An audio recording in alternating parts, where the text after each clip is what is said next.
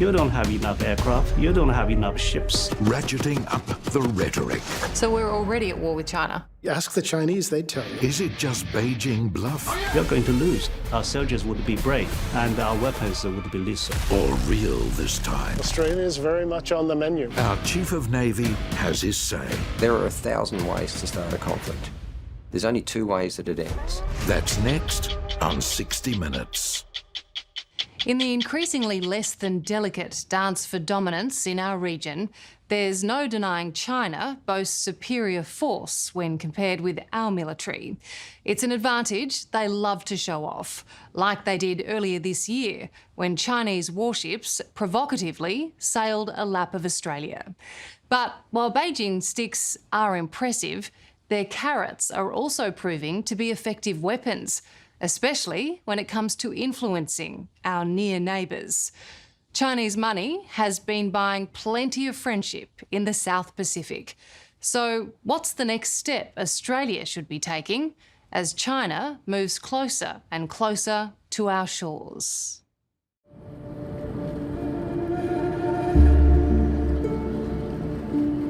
It's dawn off the coast of Western Australia. In the early sun, these waters are vast and peaceful, for now.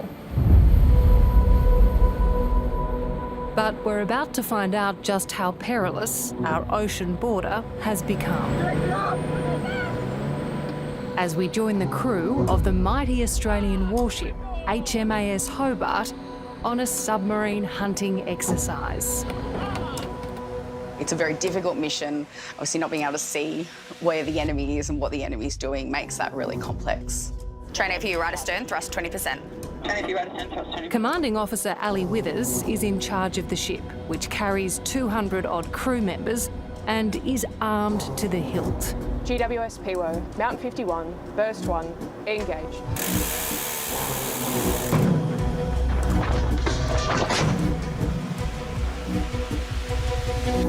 So we're an air warfare destroyer, so our main armament on board is our surface-to-air missile systems. So we've got a 48-cell vertical launch system with Standard Missile 2 on board.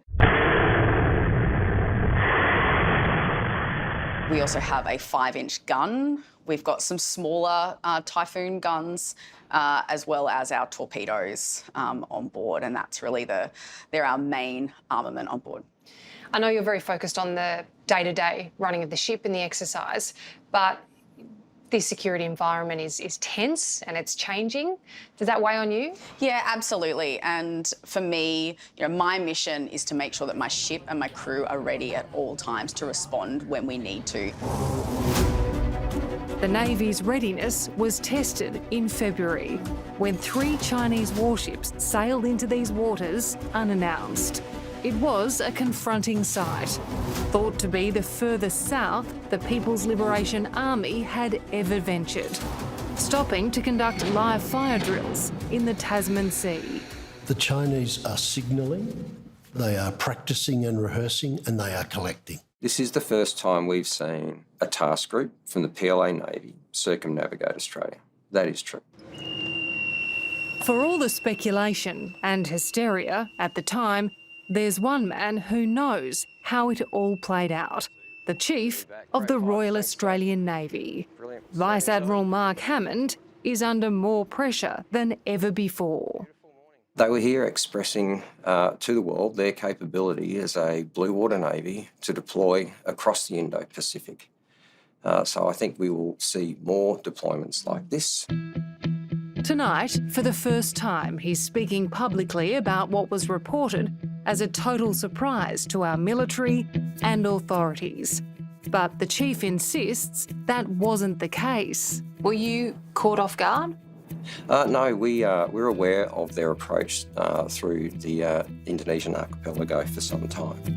In fact, the Navy had been monitoring the Chinese ships, but once they crossed into international waters between New Zealand and Australia, our boats stopped following them. They did spend a little over 3 weeks in and around Australia's exclusive economic zone. They didn't spend a minute in our exclusive economic zone without one of our surface combatants monitoring their activities. Were they threatening us?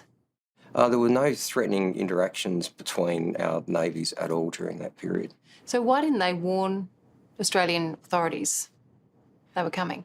Well, I don't think we always transmit our intent to deploy a ship to the South China Sea, for example.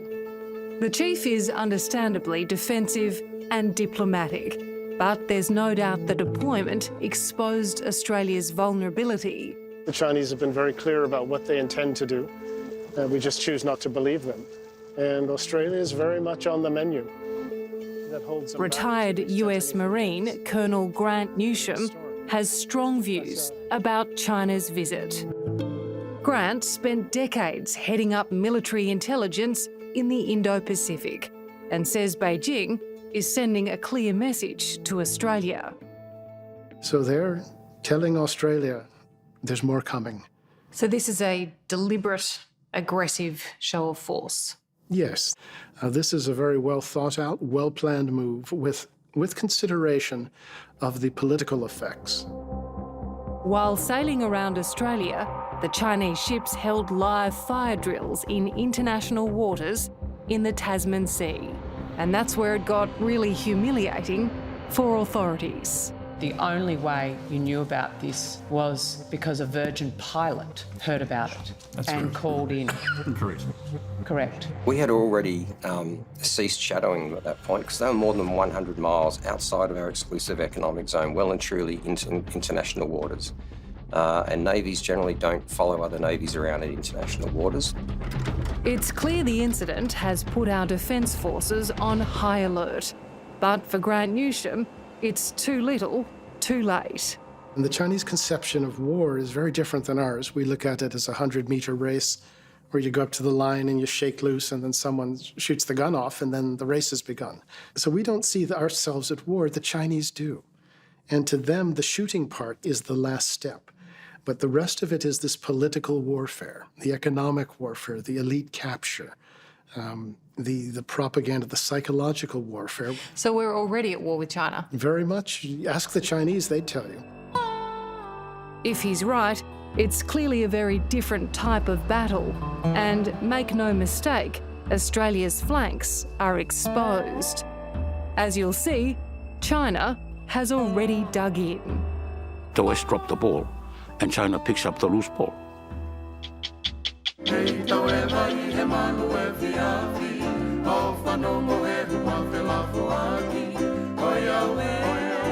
Deep in the South Pacific lies the beautiful and humble nation of Tonga. Made up of 170 islands and just over 100,000 people.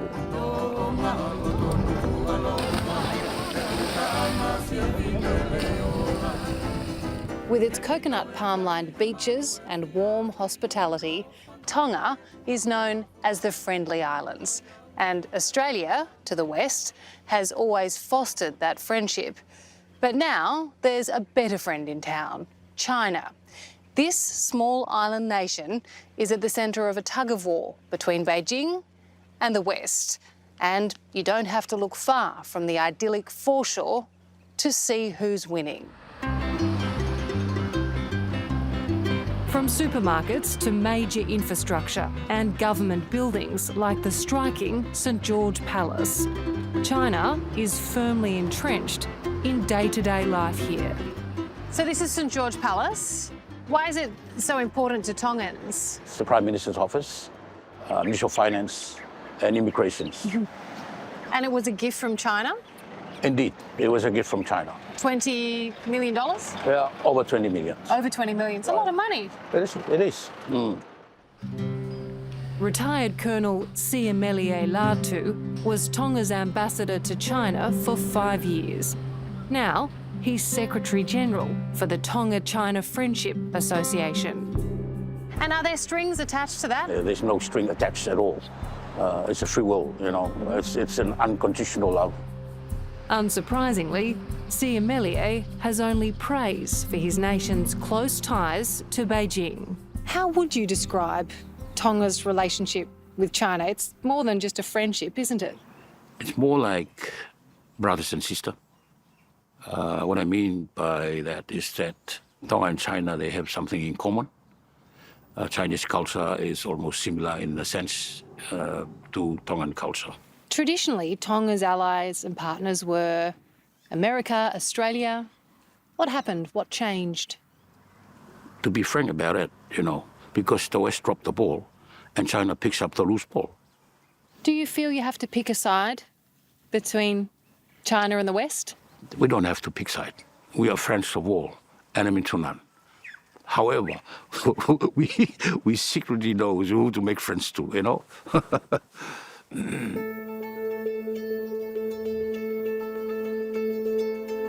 You can see the fruits of that friendship right across Tonga's capital, which is pitted with multi-million-dollar gifts or grants from China, like the new $55 million sports complex where Tonga hopes to host international events.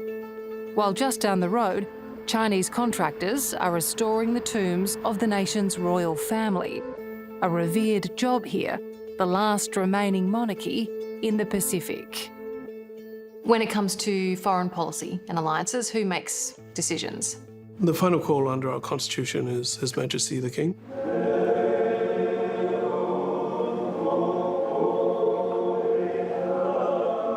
Lord Whakawhenua is a member of the royal family and the Speaker of Tonga's Parliament. It's a role that requires considerable diplomacy, which is perhaps why he says Tonga must embrace both communist China and the West. How would you characterise Tonga's relationship with Australia? I would say our relationship is one similar to that on the football field.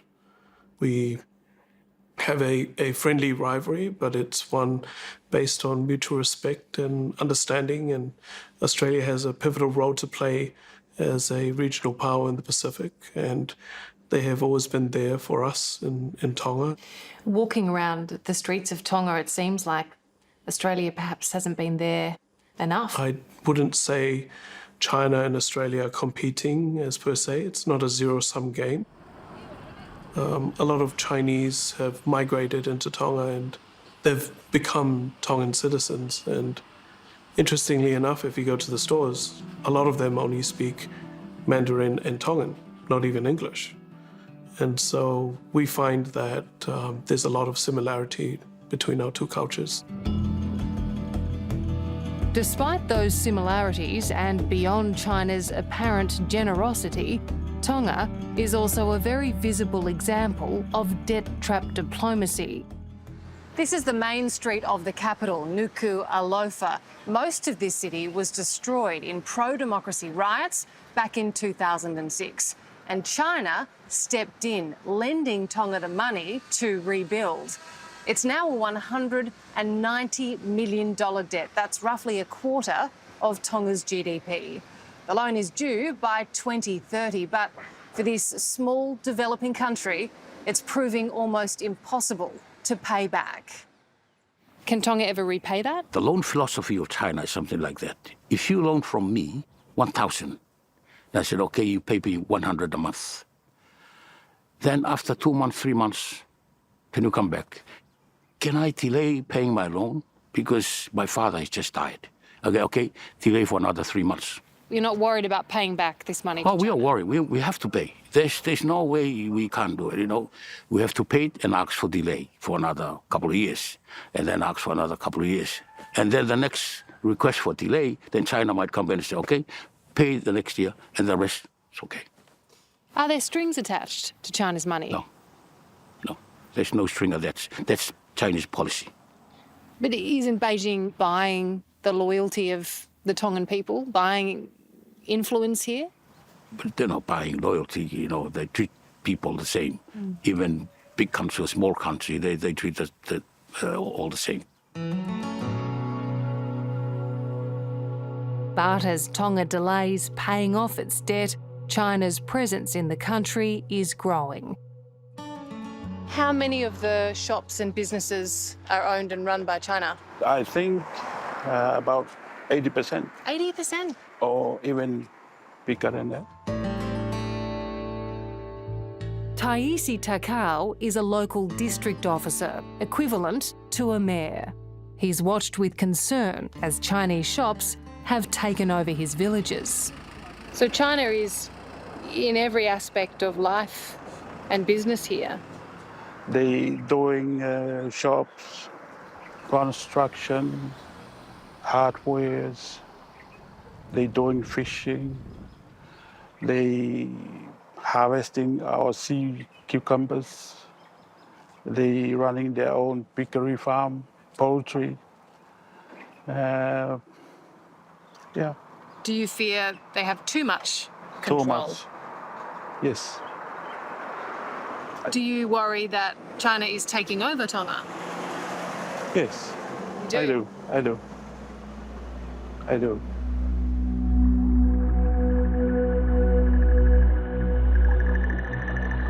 It's a snapshot of what's happening across the Pacific. Australia has watched with concern as Beijing signed a security deal with the Solomon Islands. And just a couple of months ago, an agreement with the Cook Islands around economic development and maritime cooperation. Chinese officers are embedded in police forces in Fiji and Vanuatu, while Samoa has struck a deal to collaborate with China on security. If he has enough infrastructure and influence in this region, Xi Jinping can do whatever he wants, can't he? I don't think so. I think as part of Chinese policy is to respect authority. Mm-hmm. Yeah, And you trust that? I trust it.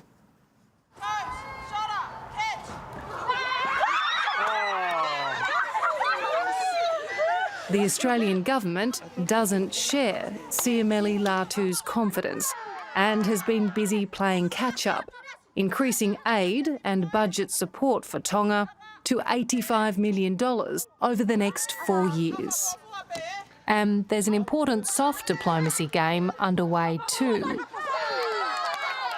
This joint DFAT and NRL program goes well beyond sport. I think it's important because we're talking about winning the hearts and minds of everyday people. That is something that transcends geopolitics. It's something that both Australian people and Tongan people love equally. But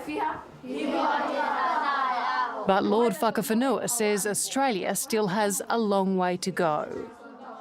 The diplomatic relations that I've personally experienced with Beijing is they have a very long-term, measured approach and forge lasting relationships. Do they play a long game? They do play a long game. They play a very long game. And as you'll see, China is in it to win it. Coming up, a dire warning to Australia. You don't have enough aircraft, you don't have enough ships. You would lose.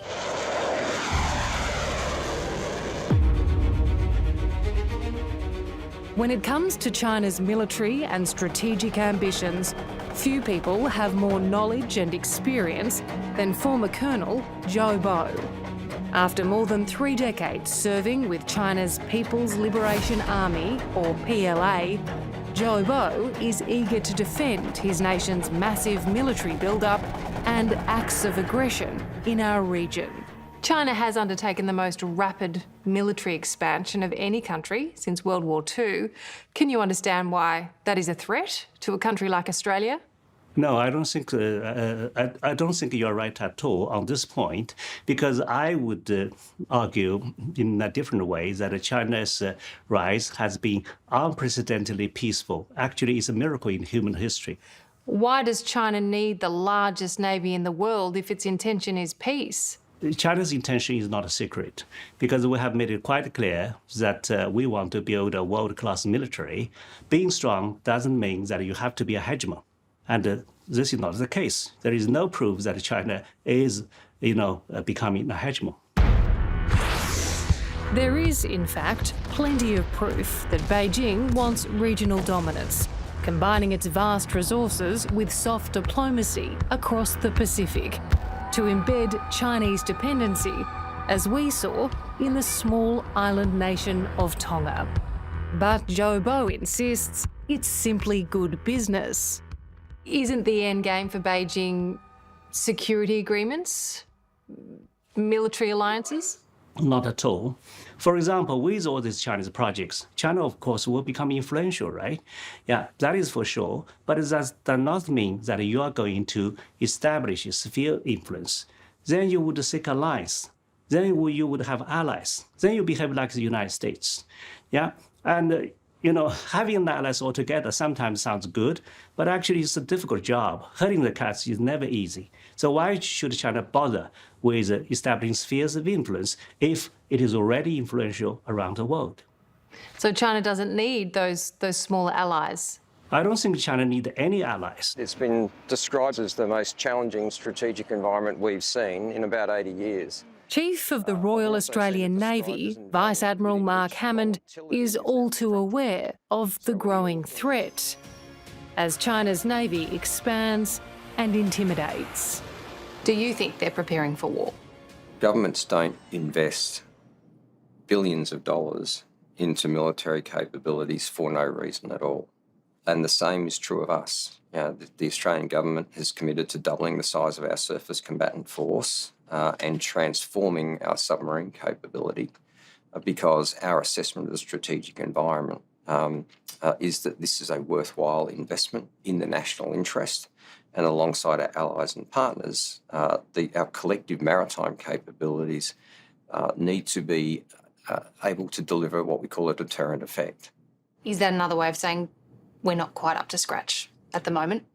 So I would put it this way, Amelia. My job as the Chief of the Navy is to not rely upon a strategy of hope. My job is to be a pessimist and to try and see the world for what it is, not what I would wish it to be. So my reflex to that responsibility is to assume that things will get worse, not better, and to ensure that the Royal Australian Navy is prepared in all respects for any challenge which may come our way within the resources allocated. Brilliant. Straight inside? The Chief is keen to show us they're well on their way. Today, we're on the guided missile destroyer HMAS Brisbane, which has just had a considerable upgrade. When Brisbane goes to sea again, she will be fitted for and capable of firing the Naval Strike Missile, which is one of the most capable anti-ship missiles available right now. And then in late last year, the Tomahawk land attack missile firing conducted by this very ship. So within 18 months, we've transformed a very capable surface combatant into one of the most modern and lethal surface combatants I think we've ever operated. While the unannounced appearance of a Chinese flotilla in Australian waters back in February has put our Navy on edge, incredibly, former PLA Colonel Joe Bo says it served us right. Would you not describe that as an aggressive activity, a show of force? I'm glad you mentioned this because actually this kind of sailing by Chinese Navy would provide to you a chance of soul-searching of what you have done to China. Yeah, if that makes you to think, I think that is good for you. He's referring to the Australian Navy's operations in the South China Sea, sailing through the Taiwan Strait to promote freedom of navigation, which Beijing sees as a provocation. So was that retaliation? Well, I think it's not a kind of retaliation, but it shows you, first of all, if you are talking about a law, Chinese ships also have rights to do freedom of navigation. But if you do not like this concept, then think of what you have done to China. Yeah, and then think about what China has done to you.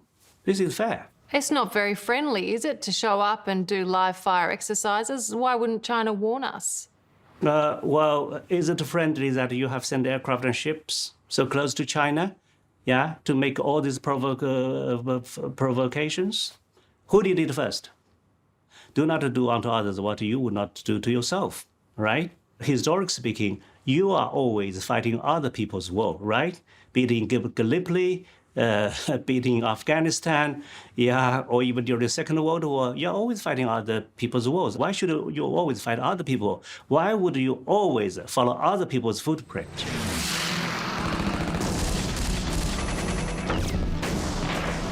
Australia has a proud history of defending democracy, and Vice Admiral Hammond says that's not about to change. While he hopes he'll never see his Navy's training and preparedness put to the test in the theatre of war, China's ambitions couldn't be any clearer. The PLA is now routinely rehearsing a blockade of the Taiwan Strait, practising hitting key ports and energy infrastructure. I'm all in on diplomacy. I'm all in on deterrence. But I have to be all in on defence of our nation. And that begins with an assumption that despite everybody's best efforts, we find ourselves in a conflict. Okay? And there are 1,000 ways to start a conflict. There's only 2 ways that it ends. And they are, in my view, you lose the national willpower to continue the fight, or you lose the economic ability to continue the fight. Joe Bo claims that China only wants peace and prosperity, as long as it's on Beijing's terms. And should tensions in the Taiwan Strait lead to war, he has a grim warning for Australia. If that conflict that we've been discussing were to eventuate, who would win? You would lose, definitely. You don't have enough aircraft, you don't have enough ships, and our military is growing by leaps and bounds. And we are fighting our home turf, and we are determined to safeguard China's sovereignty. On that, you can imagine our soldiers would be brave, and our weapons would be lethal. Let's hope it doesn't come to that. Hopefully, yeah. Hello, I'm Amelia Adams. Thanks for watching 60 Minutes Australia. Subscribe to our channel now for brand new stories and exclusive clips every week. And don't miss out on our extra minute segments and full episodes of 60 Minutes on 9now.com.au and the 9Now app.